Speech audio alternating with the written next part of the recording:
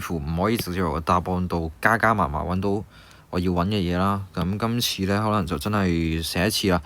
呢個係最大，呢個第二，呢個第三。咁最大嘅就係41啦，跟住呢，就乘兩個 A4 就加一個 A3。好啦，跟住呢，最細就係嗰個 A2啦，咁咪乘咗兩個 A3就會等於 A4。咁即係其實 A4係咩嚟嘅呢？ A4就係呢一嚿嘢啦。代翻入去，你會發覺呢，41等於兩個呢一嚿嘢，再加個 A3。即係簡單嚟講呢，就係4個 A3再加一個 A3再加呢一個6啦，就會等於41。咁簡單嚟講，41減6再除5，原來一個 A3呢就叫做7。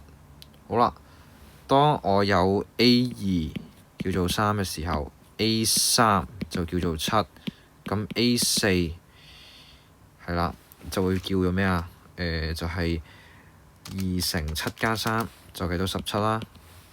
跟住呢，17加41乘2。就計到呢個 A6就係叫做99啦，係啦，將呢個乘2再加埋頭先嗰個，咁就99。答案就係 A。